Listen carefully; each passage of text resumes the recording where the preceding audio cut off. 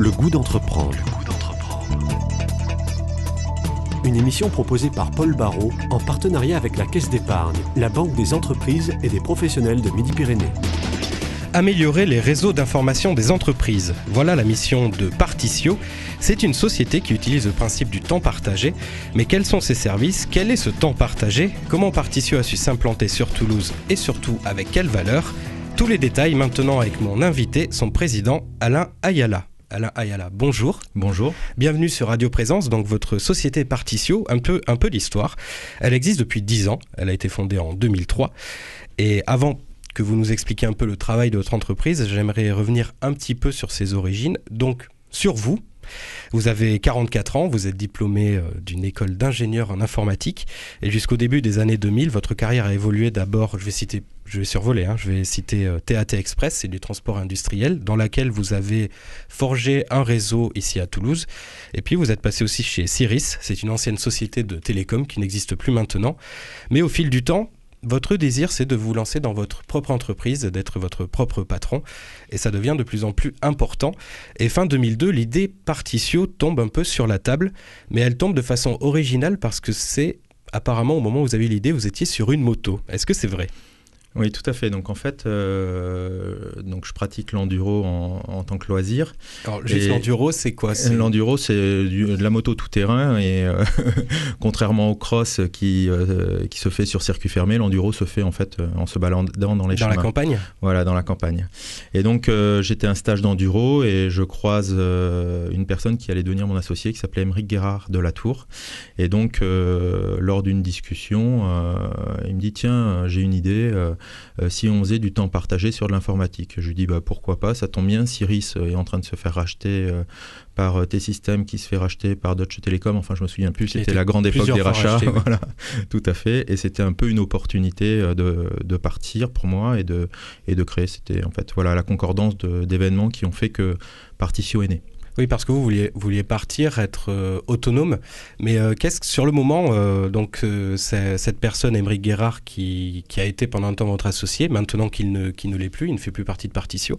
Mais à l'époque, qu'est-ce qui vous a convaincu ? Qu'est-ce qui vous a dit, d'accord, je sens que ça va marcher, allez, on fonce, on prend le risque ? Je pense que quand on crée une entreprise, on ne doit pas trop se poser de questions parce que si on s'en pose trop, on n'y va jamais. Donc je pense donc un peu d'audace déjà, il faut en avoir je crois quand on est créateur d'entreprise. L'envie et puis le fait que ce projet avait un avantage pour moi important qui était celui qu'on n'avait pas besoin de mise de fonds importante au départ puisque c'était du service. Donc, et puis c'est vrai qu'à l'époque, je crois que c'est le cas encore actuellement, quand on crée une entreprise, on avait le droit au chômage pendant une certaine période. Donc ça me laissait le temps de construire et d'avoir des premiers clients pour pouvoir se rémunérer. Voilà, donc ce que je recherchais, c'était un environnement, donc voilà, un projet qui m'intéressait. Là, on était autour de la prestation de service. J'ai toujours, que ce soit dans le transport ou que ce soit dans les télécoms, j'étais toujours quand même sur de la prestation de service. J'étais dans la région et sur un projet qui nécessitait pas d'investissement. Donc lui, il avait l'idée, vous aviez le réseau dans lequel vous pouvez trouver des premiers clients. C'est un peu comme ça que c'est passé. Au tout début, vous étiez que 2 à vous lancer dans cette aventure-là. Donc en fait, suite à ce premier tour en enduro, on s'est recroisés sur Toulouse. La décision s'est prise assez rapidement en fait parce que l'enduro c'était fin 2002 si je me trompe pas et la fondation de l'entreprise c'était 2003 donc voilà. C'est assez rapide, quelques mois seulement. Ouais, tout à fait. Et on a décidé de créer Partitio en quelques mois. Et donc c'est tout de suite en fait ce qu'on a fait, c'est qu'on a travaillé le projet. À partir de la première idée qui était celle de temps partagé sur des prestations informatiques, on est allé rencontrer donc différents dirigeants, on leur a suggéré, on leur a dit tiens, et si on vous proposait ça, est-ce que ça vous intéresse ? Et là ils nous ont tout de suite parlé plus de fonctions support de l'entreprise. Ils nous ont dit oui ça m'intéresse, mais l'informatique c'est pas ma seule fonction support. C'est-à-dire que l'entreprise est souvent organisée avec cette idée que d'un côté on a les fonctions on va dire de production et de l'autre côté les fonctions support, celles qui organisent et qui supportent donc l'activité de l'entreprise. Parce que là, on commence à partir un peu dans les détails, mais pour les auditeurs qui ne sont pas forcément familiers avec votre activité, juste pour revenir à l'essentiel, ce que vous proposez, en fait, c'est de l'expertise, c'est du soutien pour améliorer d'abord un service informatique à l'intérieur d'une entreprise.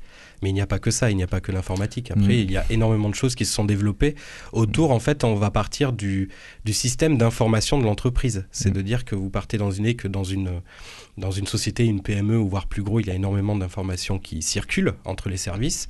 Et donc, votre travail, c'est d'aider ces entrepreneurs à optimiser ce flux d'informations qui va entre les collaborateurs d'une entreprise.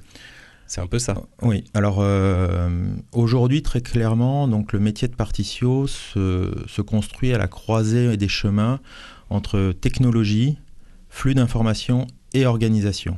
C'est vraiment notre particularité d'être à la croisée de ces chemins-là. Et ce qui fait que l'on apporte aux chefs d'entreprise et aux dirigeants une position un peu méta sur sa vision de l'information dans l'entreprise.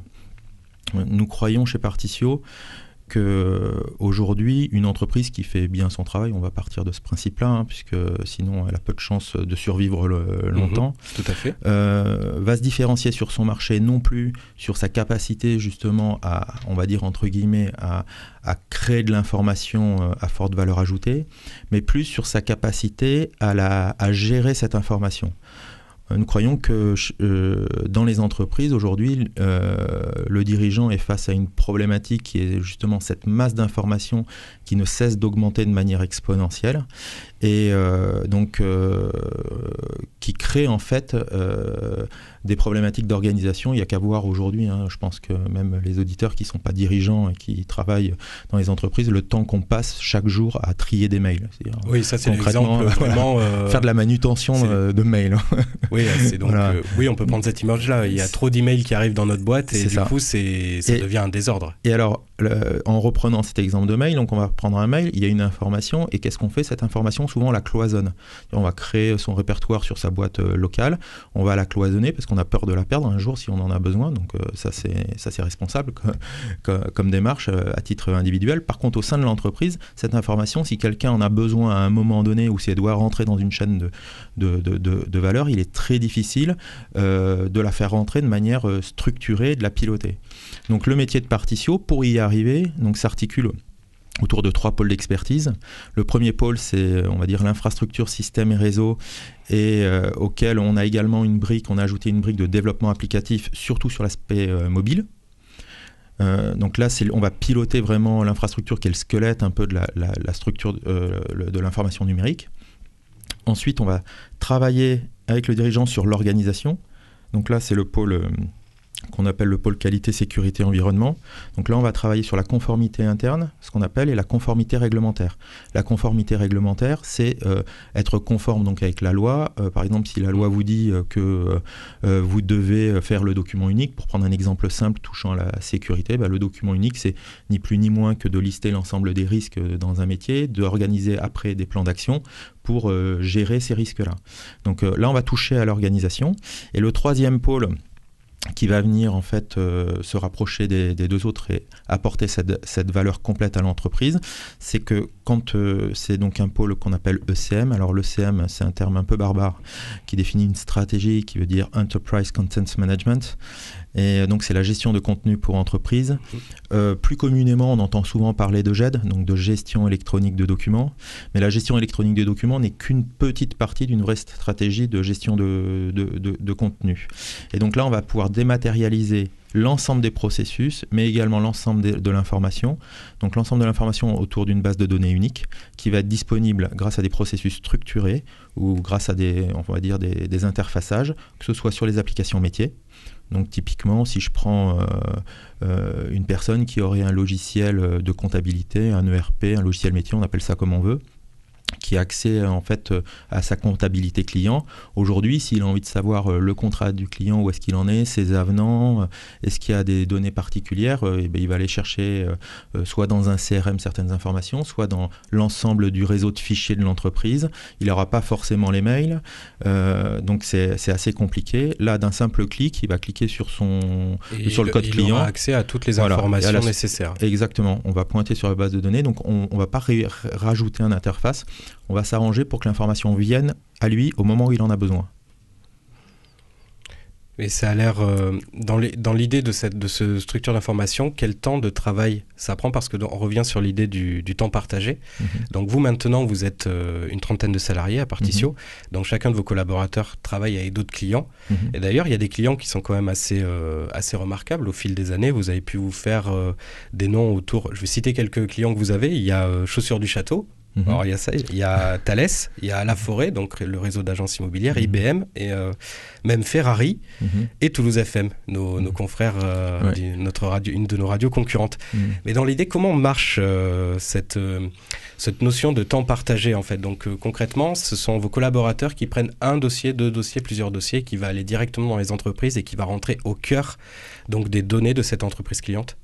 Alors, aujourd'hui, donc, on va d'abord, on part du besoin client. Donc, le client, soit il a un besoin sur un des 3 pôles d'expertise que j'ai cités, soit il a un besoin qui est plus global, où il souhaite vraiment réorganiser le pilotage complet de son information. Dans le deuxième cas, c'est relativement simple. Il a un chef de projet qui va gérer l'ensemble des 3 activités et il va organiser les 3 projets dans le temps de façon à arriver à cette maîtrise complète de l'information dans l'entreprise. Donc là, il va travailler avec les différents responsables de pôle, donc organisation, dématérialisation, enfin pôle ECM et infrastructure, système et réseau. Donc ça, c'est le premier cas. Dans l'autre cas de figure, le client soit nous contacte, soit on le contacte. Il a un besoin plus précis sur un des pôles. Dans ce cas-là, c'est le responsable du pôle Partitio qui est son interlocuteur. On fait un état de son besoin. Soit globalement, il s'agit d'un projet et auquel cas, dans le cadre de ce projet, on va lui faire une proposition qui correspond à sa demande avec, on va dire, une mise en œuvre et un suivi jusqu'à la fin de ce projet. Soit il s'agit plutôt d'une externalisation d'activité, comme c'est le cas souvent en informatique ou en démarche qualité, où là, on va faire de la maintenance, que ce soit de système d'information ou de la maintenance de système qualité.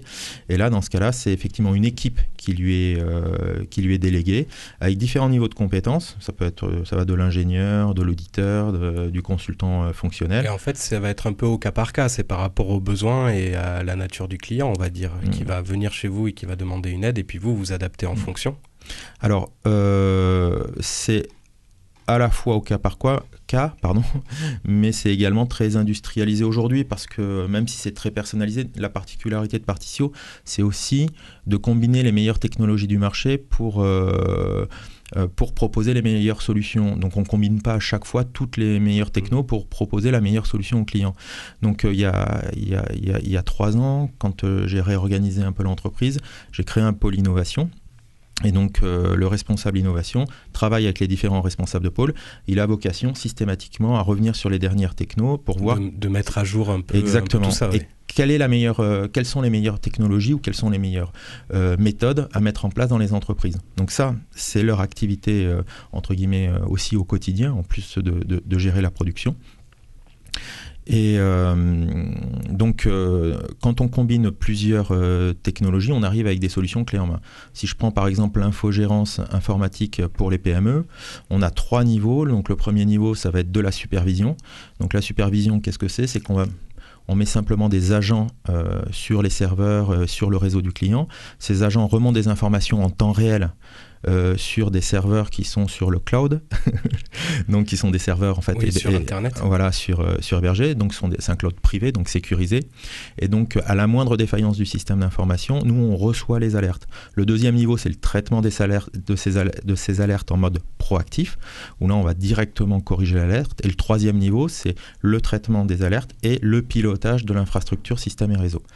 Donc on voit bien que par exemple dans le cadre de la supervision, avant quand on travaillait en temps partagé au début de Particio, on avait un collaborateur qui venait une fois par semaine par exemple, et il contrôlait l'espace disque, il faisait des checks de tout. Aujourd'hui ces checks ils sont plus faits manuellement. Donc ils sont faits 7 jours sur 7, 24 heures sur 24 heures sur 24 pardon, pour le client. Nous recevons les alertes et nous les traitons en temps réel. Donc voilà, l'offre a évolué avec les technologies.